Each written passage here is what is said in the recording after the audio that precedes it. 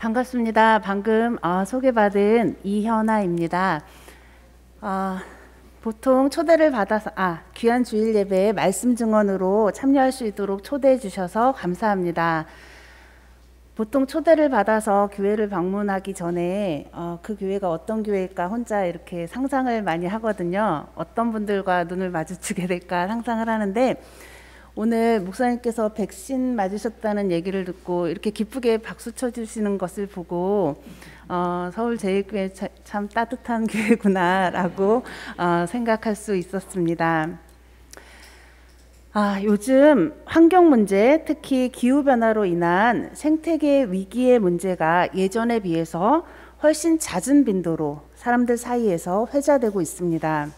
얼마 전까지만 해도 환경운동 하면 자연보호, 동식물 사랑, 친환경 먹거리 이런 정도를 생각하시는 분들도 지금은 기후위기, 에너지 전환, 생물 멸종 이런 것들을 주제로 이야기 듣고 나누고 계실 것입니다. 문제는 이야기의 주제만 바뀐 것이 아니라 이 문제들을 마주하게 된 우리들에게 실제로 다가오는 실질적인 부담감도 아주 다르다는 겁니다. 예를 들어 자연을 보호하는 일, 식물과 동물을 사랑하고 가꾸는 일, 친환경 유기농 건강 먹거리를 선택하는 일 등은 개인적으로 그리고 아주 즐겁고 가벼운 마음으로 얼마든지 실천 가능합니다. 그러나 기후위기 대응, 에너지 전환 등의 이야기는 들어도 무엇을 해야 할지 잘 모르겠고, 그리고 안다고 해도 이게 개인적으로 열심히 참여한다고 해서 해결될 일이 아닌 것 같아서 여전히 막막합니다.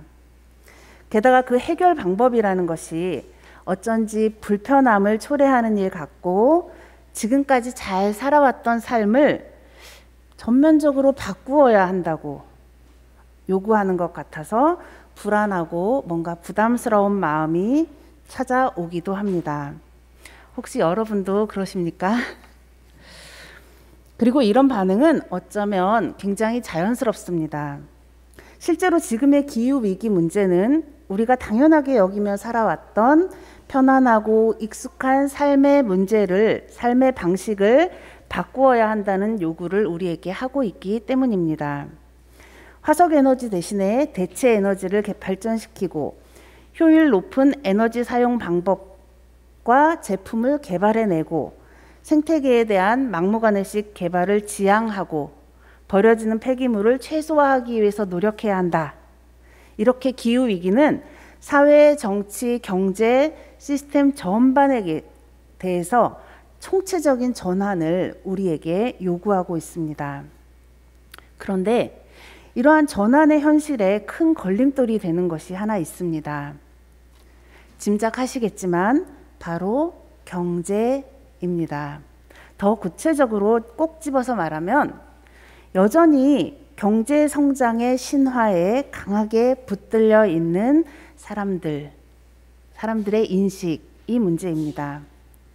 그들은 사실 예전에 모두가 경제 성장을 향해서 달려가던 그 시절 평등과 분배의 문제를 지적하는 사람들을 향해서도 낙수 효과라는 것을 이야기하면서 그들을 침묵시키려고 했던 사람들입니다. 그들은 그런데 지금 다시 생명의 문제, 생존의 문제, 공생의 문제를 말하는 사람들에게 그건 너무 이상적이야, 너무 먼 얘기야, 사실 경제 성장이 여전히 더 중요한 현실이야, 이렇게 반박합니다. 석탄 발전소를 멈춰야 하는 것은 알겠는데 지금 당장 급격한 변화를 이끄는 것은 경제 성장에 주는 타격이 클 것이다. 이렇게 말하면서 말이죠. 문제는 이러한 사람들의 논리가 먹고 살기도 바쁜데 어떻게 이런 문제들까지 신경 쓰냐는 무관심한 상당수의 사람들의 암묵적인 지지 속에서 여전히 힘을 얻고 있다는 것입니다. 그 사이에도 그 사이에서 개인도 사회도 정책도 길을 잃고 급하게 지금 뭔가를 이행해야 할 생태적 전환, 과제에 동력을 얻지 못하고 답답하게 머뭇거리고 있는 것이 지금의 현실입니다. 저는 이 생태 위기의 문제 앞에서, 기후 위기의 문제 앞에서 경제적인 이유로 머뭇거리는 현실을 보면서 오늘 본문이 떠올랐습니다. 본문은 성서 여러 버전에서 부자 젊은이라는 소제목이 붙은 본문입니다. 익숙하게는 부자 청년 이야기 이렇게 많이 들어보셨던 본문이죠. 부자 청년. 요즘 청년 가난이라는 용어가 더 익숙한 요즘 시대에 부자 청년이라는 단어는 좀 낯선게 느껴지는 것 같기도 합니다. 그러나 용어가 낯설 뿐 지금 우리 사회는 역사상 어느 때보다도 더 많은 금수저 부자 청년들이 존재하고 있습니다. 이른바 가난 청년과 부자 청년 사이의 간극이 점점 커져가는 그런 시대를 우리가 살고 있죠.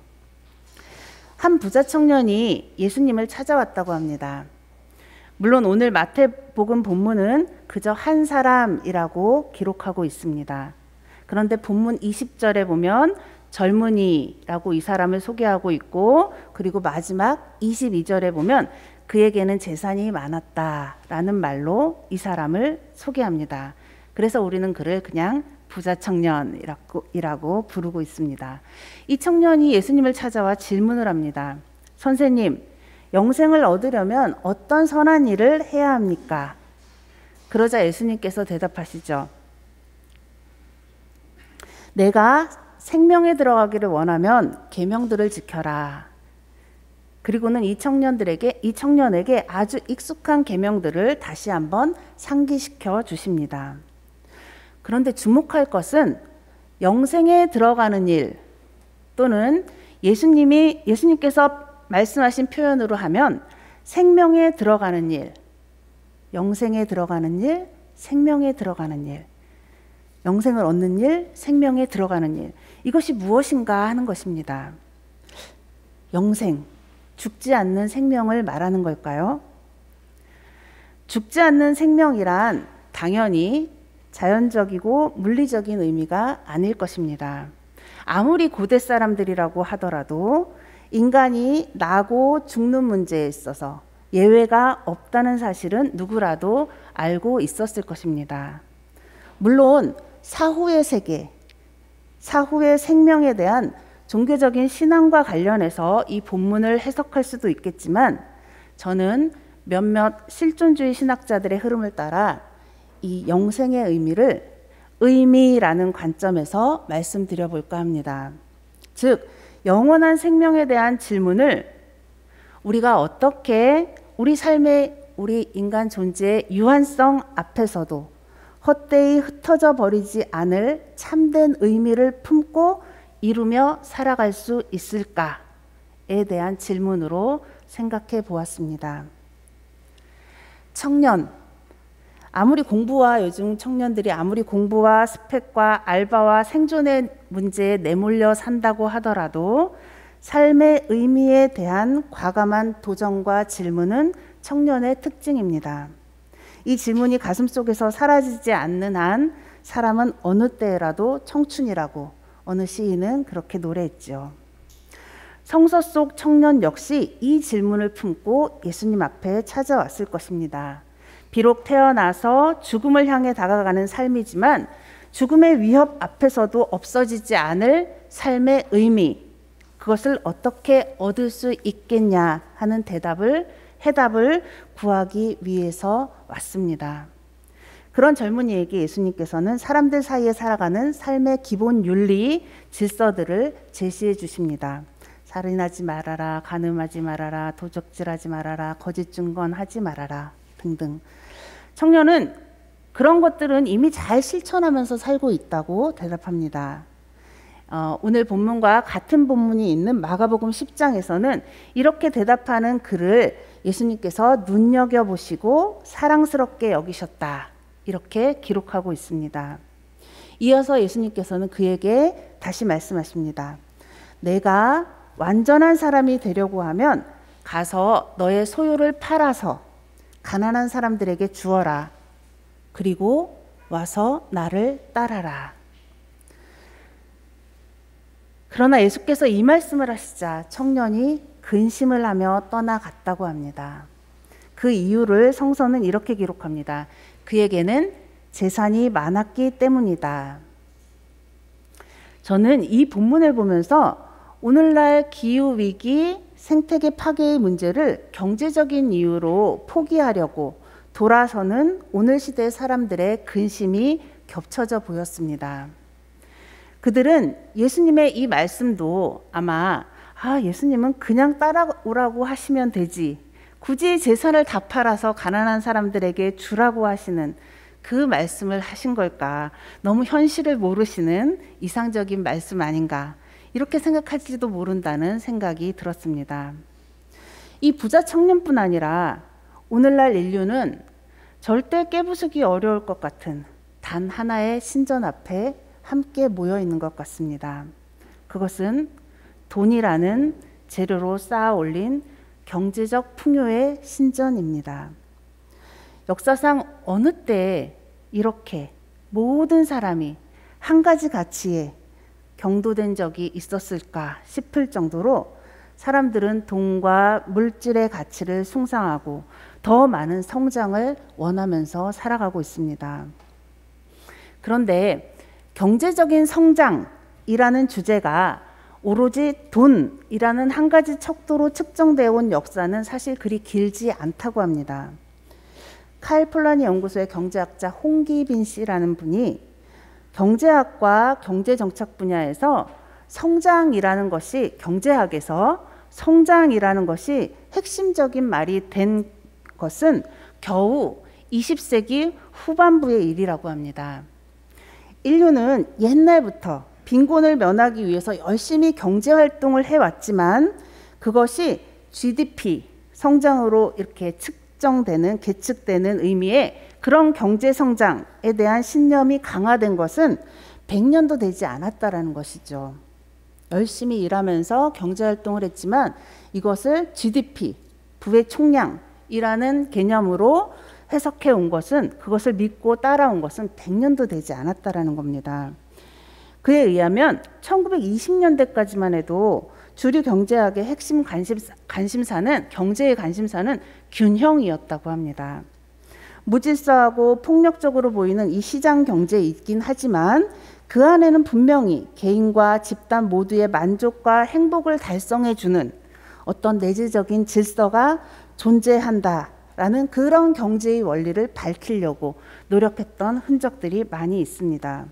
오히려 전체적인 부의 증가와 경제활동의 규모 증대는 굉장히 부수적으로 여겨져 왔었다고 합니다. 그런데 2차 산업혁명과 경제대공황, 그리고 2차 세계대전을 겪으면서 경제성장이라는 가치에서, 경제성장이라는 말에서 인간의 얼굴이 지워지고 화폐로 계산된 부의 총량, 총액의 증가만이 가치 있는 것으로 여겨지게 되었다고 합니다. 화폐로 계산되지 않는 가치, 그런 것들이 굉장히 많이 있죠. 자연의 가치, 생명의 가치, 노동의 가치, 예술의 가치, 인간다움을 유지하기 위한 도구로서의 경제의 가치, 이런 것들은 아쉽게도 계속해서 잊혀져 갔다, 이렇게 홍기민 씨는 지적합니다. 실제 오늘날의 우리 인간은 화폐의 증가가 아닌 다른 종류의 풍요로움, 다른 종류의 성장은 많이 잊어버리고 살아가고 있는 것 같습니다. 인간과 자연, 살아있는 모든 생명을 풍요롭게 하는 유무형의 다른 부요함, 다른 풍성함을 상상하지 못하고 그저 경제적인 풍요, 경제적인 성장에 목을 매고 살아가고 있는 것이죠. 문제는 이런 성장 이데올로기, 돈의 가치에 모두가 그렇게 경도되어 있을 때 종교와 신앙인들 역시 그 흐름에 휩싸여 버렸다는 것입니다. 사실 기독교에서 하나님 나라라고 말하는 이런 종교적 피안의 세계는, 하나님 나라라고 말하는 이런 세계는 현실과 다른 종류의 삶, 다른 종류의 존재 방식에 대한 상상을 가능하게 해주는 귀한 종교적 자산입니다. 지금은 우리가 비록 여기 이런 모양으로 살고 있지만 우리는 본래 하늘의 귀한 존재들이다.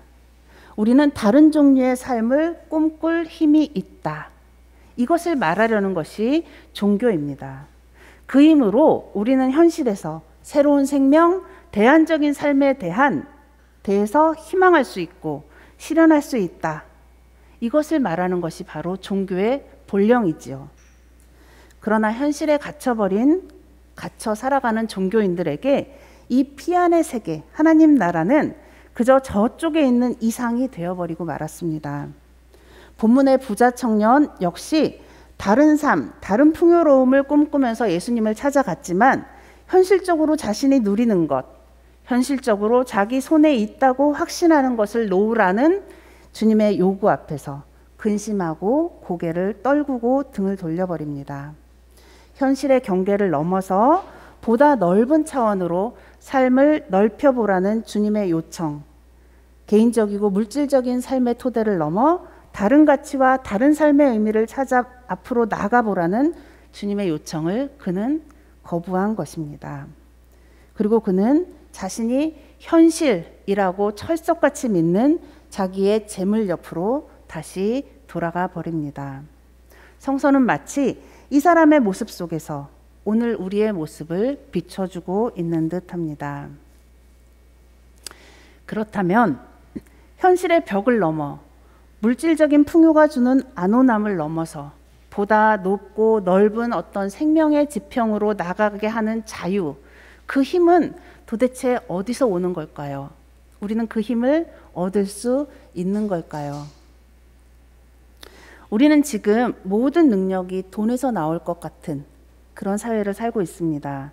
돈이 있으면 자유롭고 무엇이든지 할 수 있을 것 같은 그런 사회를 살고 있죠. 그러나 조금만 생각해 보면 지금과 같은 이런 소비주의, 자본주의 사회 안에서 우리는 실제로 점점 더 무능력해져 가고 있습니다. 우리는 지금 모든 필요한 것을, 우리 삶을 위해서 모든 필요한 것을 돈을 주고 채워가고 있습니다. 이 시장에 의존하지 않고서는 무엇 하나도 내가 먹을 것, 내가 입을 것, 심지어 내가 어디로 이동하는 것조차도 쉽지 않습니다. 이런 편하기 위해서 농사지어서 예전에는 직접 자기가 거둔 것을 자기가 먹었죠. 근데 지금은 돈을 주고 사서 먹습니다. 개인의 입장에서 봤을 때는 점점 삶에 있어서는 무능력해지고 있는 거죠. 그렇기에 편하기 위해서 만든 구조가 점점 개인을 뭔가 무능력하게 만들어가고 있는 건 아닌가, 그런 생각이 듭니다. 그렇기에 이런 구조를 넘어서 다른 대안을 상상하기가 힘이 듭니다. 어쩌면 참된 삶의 자유와 자신감은 생존을 위해서 시장에 의존하지 않고 살아갈 수 있는 힘이 생길 때, 내가 좀 다르게 살 수도 있지 않을까라는 그런 자신감이 생기는 게 아닐까 싶습니다. 이런 생각을 하면서 하다 보니 성서의 사도 바울이 떠올랐습니다. 오늘 본문은 바울이 자신의 선교를 후원했던 빌립보 교인들에게 기쁨과 감사의 마음으로 쓴 편지의 일부분입니다. 아마도 저희 기독교 환경운동연대를 후원해 주시는 교회, 서울제일교회와 저의 만남 이런 게 아닐까, 그런 생각도 들었습니다.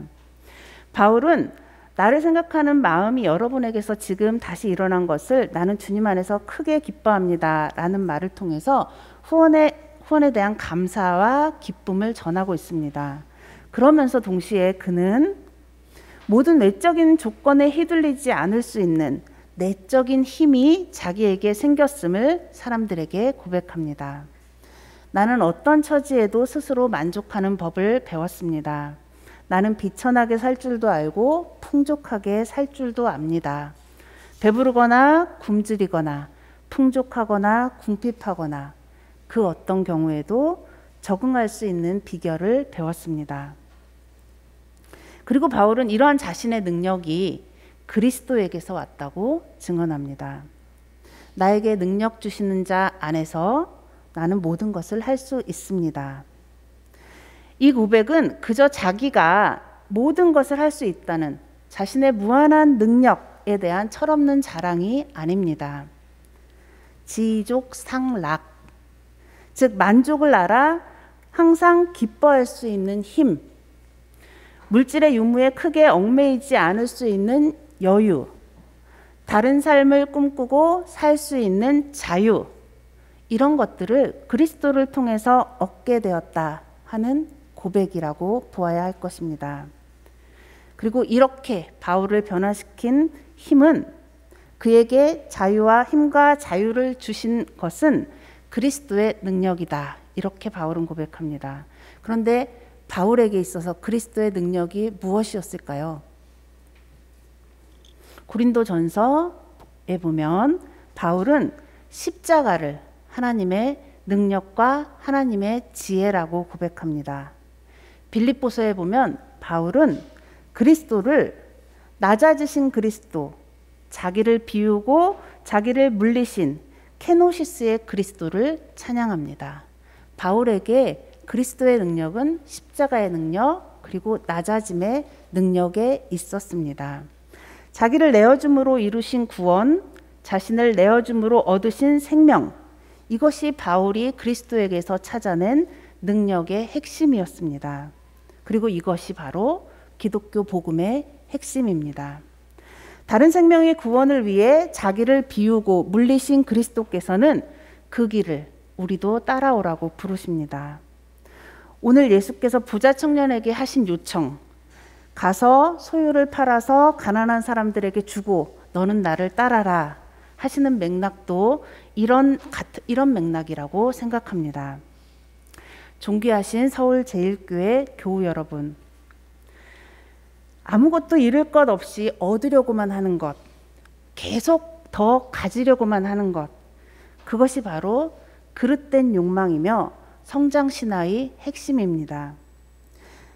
그러나 시간을 내어줘야 관계가 깊어지고 노력을 들여야 아이가 크고 내 자리를 좀 비켜줘야 다른 사람의 설 공간이 내 옆에 생기는 것, 누군가가 내어놓는 생명이 있어야 내 생명이 살 수 있다라는 것, 이것을 우리는 이미 삶으로 알고 있습니다.